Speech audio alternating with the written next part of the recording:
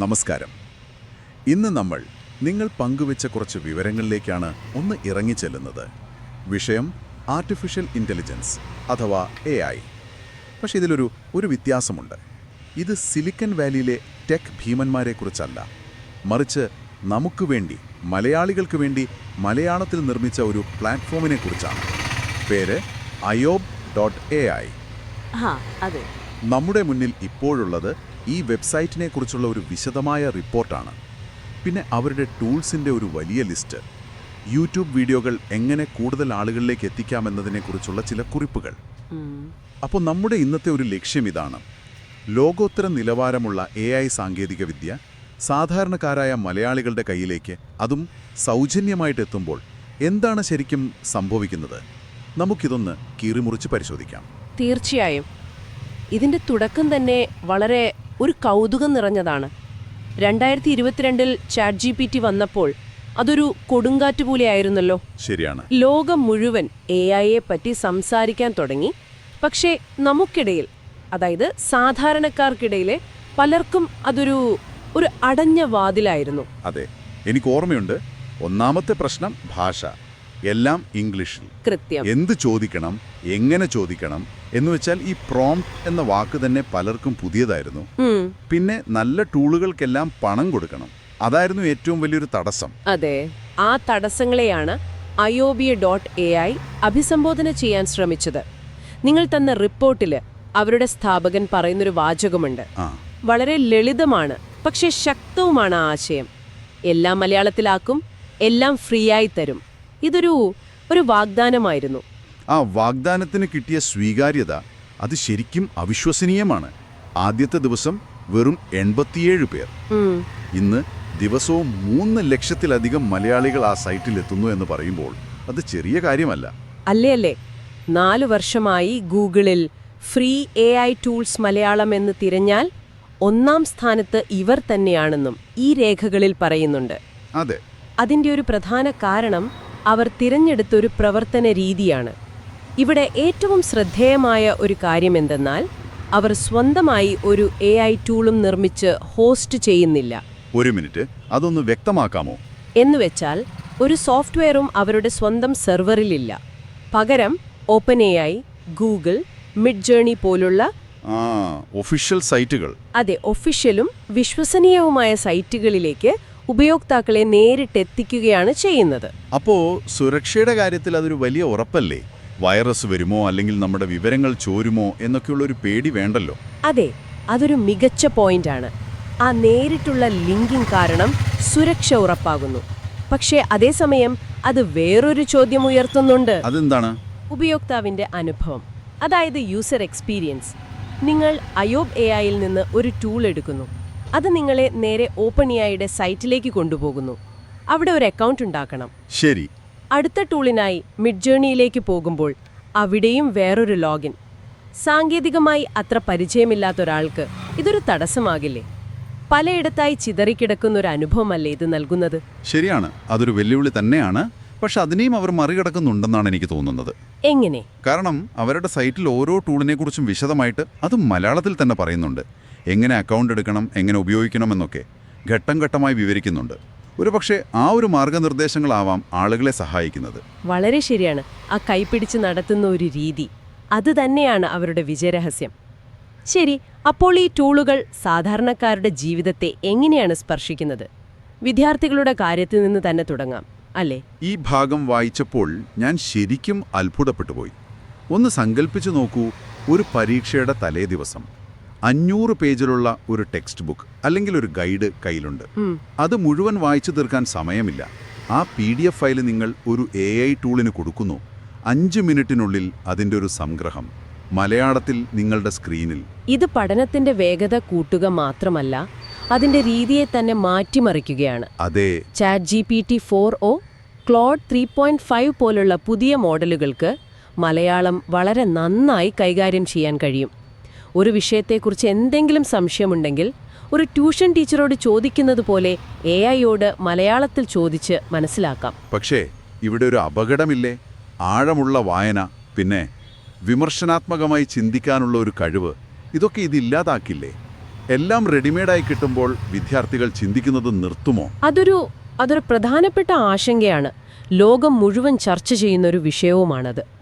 പക്ഷേ നിങ്ങൾ നൽകിയ വിവരങ്ങളിലെ മറ്റൊരു കാഴ്ചപ്പാടനുസരിച്ച് ഇത് വായനയെ കൊല്ലുകയല്ല, മറിച്ച് അതിനെ സഹായിക്കുകയാണ് ചെയ്യുന്നത്. ഉദാഹരണത്തിന്, ഒരു വലിയ പുസ്തകത്തിന്റെ സംഗ്രഹം ആദ്യം വായിക്കുന്നത് ഏതൊക്കെ അധ്യായങ്ങൾക്കാണ് കൂടുതൽ ശ്രദ്ധ കൊടുക്കേണ്ടതെന്ന് മനസ്സിലാക്കാൻ സഹായിക്കും. ശരിയാണ്, ഒരു മാപ്പ് പോലെ. കൃത്യം.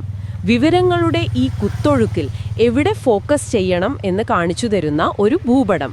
ഇത് ജോലി ഒഴിവാക്കാനല്ല, മറിച്ച് സ്മാർട്ടായി ജോലി ചെയ്യാനാണ് പഠിപ്പിക്കുന്നത്. ആ കാഴ്ചപ്പാട് രസകരമാണ്. ഒരു വഴികാട്ടി അല്ലേ? ഇനി അധ്യാപകരുടെ കാര്യമോ?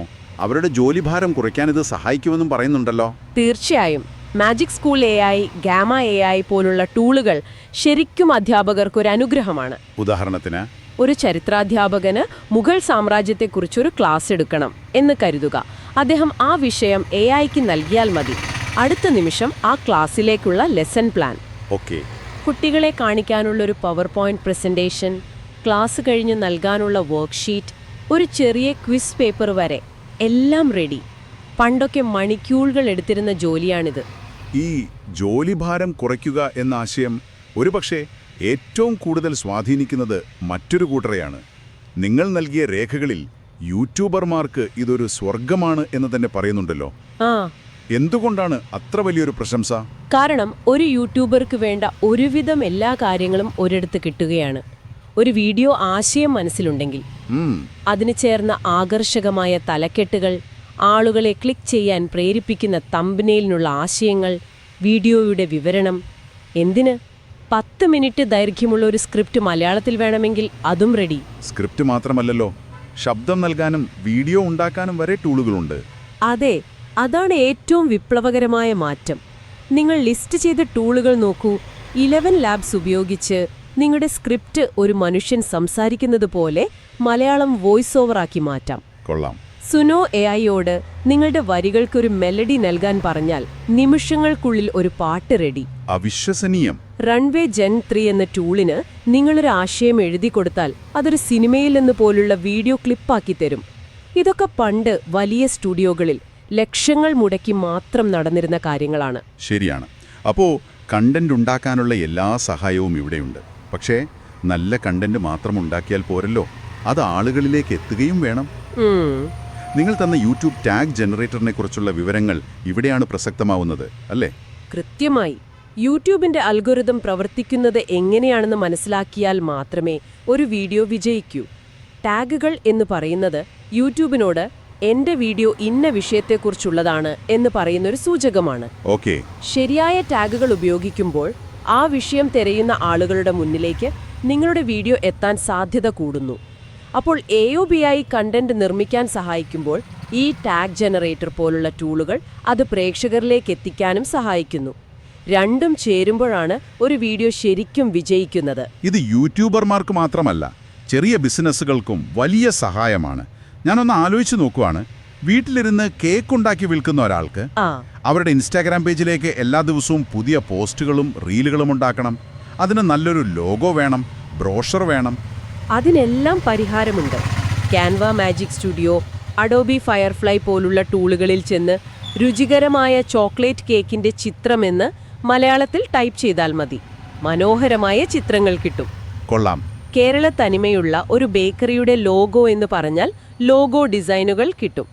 ദിവസങ്ങളും ആയിരക്കണക്കിന് രൂപയും ചെലവഴിക്കേണ്ടിയിരുന്ന കാര്യങ്ങൾ ഇപ്പോൾ മിനിറ്റുകൾക്കുള്ളിൽ, അതും സൗജന്യമായി നടക്കും. ഇതിലെല്ലാം ഉപരിയായി നിങ്ങളുടെ റിപ്പോർട്ടിൽ എടുത്തു പറയുന്നൊരു വിഭാഗമുണ്ട്. കുട്ടികൾക്കായുള്ള ഒരു പ്രത്യേക ഇടം, freeaitools.com/kids. അതെന്നെ ശരിക്കും ആകർഷിച്ചു. അതെ, അതൊരു സാമൂഹിക ഉത്തരവാദിത്വത്തിന്റെ ഭാഗമാണ്. 10 വയസ്സിൽ താഴെയുള്ള കുട്ടികൾക്ക് സുരക്ഷിതമായി ഉപയോഗിക്കാൻ കഴിയുന്ന ടൂളുകളാണ് അവിടെയുള്ളത്. കഥ പറഞ്ഞു തരുന്ന AI, പാട്ടുപാടി തരുന്ന AI, ചിത്രം വരയ്ക്കാൻ പഠിപ്പിക്കുന്ന AI. കുട്ടികൾക്ക് ഹാനികരമായേക്കാവുന്ന ഒരു ഉള്ളടക്കവും അവിടെ ഇല്ലെന്ന് അവർ ഉറപ്പുവരുത്തുന്നുണ്ട്. നമ്മൾ ഈ ശക്തമായ സാങ്കേതിക വിദ്യ കുട്ടികളുടെ കയ്യിലേക്ക് കൊടുക്കുമ്പോൾ അവർക്ക് കളിക്കാനായി ഒരു സുരക്ഷിതമായ പൂന്തോട്ടം ഒരുക്കേണ്ടത് അത്യാവശ്യമാണ്. അതൊരു ഫീച്ചർ മാത്രമല്ല, ഒരു ആവശ്യകതയാണ്. ശരി. അപ്പോൾ വിദ്യാർത്ഥികൾ, യൂട്യൂബർമാർ, ബിസിനസ്സുകാർ, കുട്ടികൾ ഇങ്ങനെ പലർക്കും ഇത് പ്രയോജനപ്പെടുന്നുണ്ട്. പക്ഷേ എനിക്കിപ്പോഴും ഒരു സംശയമുണ്ട്. എന്താണ്? ഇതുപോലുള്ള പല വെബ്സൈറ്റുകളും ഉണ്ടാകാം. പിന്നെ എന്തുകൊണ്ടാണ് ayub.ai മലയാളികൾക്കിടയിൽ ഇത്ര അധികം പ്രചാരം നേടിയത്? എന്താണ് ഇവരെ വ്യത്യസ്തരാക്കുന്നത്? നിങ്ങൾ തന്ന സോഴ്സിൽ അതിന്റെ കാരണങ്ങൾ വ്യക്തമായി പറയുന്നുണ്ട്. ഏറ്റവും പ്രധാനം വിശ്വാസ്യതയാണ്. വിശ്വാസ്യത. അതെ, 4 വർഷമായി ഒരു പരാതി പോലും വന്നിട്ടില്ലെന്ന് അവർ അവകാശപ്പെടുന്നു. എല്ലാ ലിങ്കുകളും ദിവസവും പലതവണ പരിശോധിച്ച് അവ പ്രവർത്തിക്കുന്നുണ്ടെന്നും സുരക്ഷിതമാണെന്നും ഉറപ്പുവരുത്തുന്നു. ഗൂഗിളിന്റെ അഡ്സെൻസ് അംഗീകാരം ഉള്ളതുകൊണ്ട് തന്നെ ഇതൊരു വ്യാജ സൈറ്റ് അല്ല എന്നൊരു വിശ്വാസം ആളുകൾക്കുണ്ട്. ആ അവകാശവാദം, ഒരു പരാതി പോലും വന്നിട്ടില്ല എന്നത് കേൾക്കാൻ നല്ല രസമുണ്ട്. പക്ഷെ അത് കുറച്ച് അതിശയോക്തിയല്ലേ? ഒരു ലിങ്ക് പെട്ടെന്ന് പെയ്ഡായാലോ അല്ലെങ്കിൽ ഒരു ടൂള് ശരിയായി പ്രവർത്തിച്ചില്ലെങ്കിലോ ഉപയോക്താക്കൾക്ക് എന്ത് ചെയ്യാൻ കഴിയും? ഫീഡ്ബാക്ക് നൽകാൻ എന്തെങ്കിലും സംവിധാനമുണ്ടോ? അതൊരു നല്ല ചോദ്യമാണ്. റിപ്പോർട്ടിൽ അതിനെക്കുറിച്ച് വ്യക്തമായി പറയുന്നില്ല. പക്ഷേ അവരുടെ പ്രവർത്തന രീതി വെച്ച് നോക്കുമ്പോൾ അവർ നിരന്തരം ലിങ്കുകൾ പരിശോധിക്കുന്നു എന്നത് തന്നെയാണ് അതിന്റെ ഉത്തരം. ഒരു ലിങ്ക് പ്രവർത്തിക്കുന്നില്ലെങ്കിൽ അവരത് മാറ്റുകയോ ഒഴിവാക്കുകയോ ചെയ്യും. ശരി. പിന്നെ വിവരങ്ങൾ നൽകുന്ന രീതിയിലും വലിയ വ്യത്യാസമുണ്ട്. മറ്റ് സൈറ്റുകൾ ഒരുപക്ഷെ ടൂളിന്റെ പേരും ലിങ്കും മാത്രം നൽകി നിർത്തുമായിരിക്കും. പക്ഷേ ഇവിടെ ഓരോ ടൂളിനെക്കുറിച്ചും 300 മുതൽ 500 വരെ വാക്കുകളിൽ മലയാളത്തിൽ വിശദീകരണം നൽകുന്നു. അതെ, ആ ഭാഗം ഞാനും ശ്രദ്ധിച്ചു. ഓരോ ടൂളിൻ്റെയും സൗജന്യ പരിധി, അതായത് എത്ര ചിത്രങ്ങൾ ഉണ്ടാക്കാം അല്ലെങ്കിൽ എത്ര നേരം ഉപയോഗിക്കാം എന്നൊക്കെ കൃത്യമായി പറയുന്നുണ്ട്. ഉദാഹരണത്തിന് മിഡ് ജേർണി ഇപ്പോൾ സൗജന്യമല്ലല്ലോ. പക്ഷെ പുതിയൊരു ഡിസ്കോഡ് അക്കൗണ്ട് ഉപയോഗിച്ചാൽ 25-30 ചിത്രങ്ങൾ വരെ സൗജന്യമായി നിർമ്മിക്കാമെന്നവർ കൃത്യമായി പറയുന്നുണ്ട്. ആ ഒരു സുതാര്യത വളരെ പ്രധാനമാണ്. പക്ഷേ ഇതിലെല്ലാം ഉപരിയായി എനിക്ക് ഏറ്റവും പ്രധാനപ്പെട്ടതായി തോന്നിയ ഒരു കാര്യമുണ്ട്. എന്താണത്? അവർ ഉപയോഗിക്കാൻ തയ്യാറായ റെഡിമെയ്ഡ് മലയാളം പ്രോംപ്റ്റുകൾ നൽകുന്നു. അതാണിതിലെ മാന്ത്രിക വിദ്യ അല്ലേ? അതെ. ഇത് ഒരാൾക്കൊരു കാർ സമ്മാനിക്കുന്നത് പോലെ മാത്രമല്ല, ആ കാർ എങ്ങനെ ഓടിക്കണമെന്ന് പഠിപ്പിക്കുന്നത് പോലെ കൂടിയാണ്. എന്തു ചോദിക്കണം, എങ്ങനെ ചോദിക്കണമെന്നറിയാത്ത ഒരാൾക്ക് തുടക്കത്തിൽ അതൊരു വലിയ സഹായമാണ്. തീർച്ചയായും AI-യുടെ ശക്തി പൂർണ്ണമായി ഉപയോഗിക്കണമെങ്കിൽ നല്ല പ്രോംപ്റ്റുകൾ നൽകാൻ പഠിക്കണം. ആ പഠനത്തിന്റെ ആദ്യപടി സൗജന്യമായി നൽകുന്നതിലൂടെ അവർ ഉപയോക്താക്കളെ ശാക്തീകരിക്കുകയാണ് ചെയ്യുന്നത്. അവരുടെ ഏറ്റവും പ്രശസ്തമായ 15 ടൂളുകളുടെ ലിസ്റ്റ് നോക്കിയാൽ തന്നെ ഈ പ്ലാറ്റ്ഫോമിന്റെ ഒരു റേഞ്ച് നമുക്ക് മനസ്സിലാകും. ശരിയാണ്. മലയാളം സംസാരിക്കുന്ന ChatGPT-4o മുതൽ ഇലോൺ മസ്കിന്റെ ഗ്രോക്ക് 4 വരെ ഹോളിവുഡ് നിലവാരത്തിൽ ചിത്രങ്ങൾ നിർമ്മിക്കുന്ന മിഡ് ജേർണി V7 മുതൽ 1 മിനിറ്റിൽ പ്രസന്റേഷൻ ഉണ്ടാക്കുന്ന ഗാമ AI വരെ ഒരു സാധാരണക്കാരന് ആവശ്യമുള്ളതും അതിനപ്പുറം ചിന്തിക്കുന്നതുമായ ടൂളുകൾ അവിടെയുണ്ട്. ശരിയാണ്. അപ്പോ സ്വാഭാവികമായും അടുത്ത ചോദ്യം വരും, ഇനി എങ്ങോട്ട്? എന്താണ് ഇവരുടെ ഭാവി പദ്ധതികൾ? അതെ, ഈ യാത്ര എവിടെയാണ് അവസാനിക്കുന്നത്? അതോ ഇതൊരു തുടക്കം മാത്രമാണോ? നിങ്ങൾ തന്ന രേഖകൾ അനുസരിച്ച് ഇതൊരു തുടക്കം മാത്രമാണ്. 2026ഓടെ 1000-ലധികം ടൂളുകൾ ലിസ്റ്റ് ചെയ്യുക എന്നതാണ് ഒരു ലക്ഷ്യം. 1000-ലധികം? അതെ. അതോടൊപ്പം സ്വന്തമായി ഒരു മലയാളം AI ചാറ്റ്ബോട്ട് വികസിപ്പിക്കുക, ഇന്റർനെറ്റ് ഇല്ലാത്തപ്പോഴും ഉപയോഗിക്കാൻ കഴിയുന്ന ഒരു ഓഫ്ലൈൻ ആപ്പ് പുറത്തിറക്കുക, പിന്നെ കുട്ടികൾക്കും യൂട്യൂബർമാർക്കുമായി സൗജന്യ കോഴ്സുകൾ ആരംഭിക്കുക. അങ്ങനെ പോകുന്നു അവരുടെ സ്വപ്നങ്ങൾ. അപ്പോൾ വെറുമൊരു ടൂൾ ഡയറക്ടറി എന്ന നിലയിൽ നിന്ന് മാറി ഒരു പൂർണ്ണമായ പഠന സഹായി, ഒരു എക്കോസിസ്റ്റമായി മാറാനാണ് അവർ ശ്രമിക്കുന്നത്. അതെ, ഇവിടെയാണ് നമ്മൾ ഇതിന്റെ വലിയ ചിത്രം കാണേണ്ടത്. സാങ്കേതികവിദ്യ നമ്മുടെ സ്വന്തം ഭാഷയിലേക്ക് എത്തുമ്പോൾ അതിന്റെ ഗുണം എല്ലാവരിലേക്കും എത്തുന്നില്ലേ? ശരിക്കും ഇതൊരു ജനാധിപത്യവൽക്കരണം തന്നെയാണ്.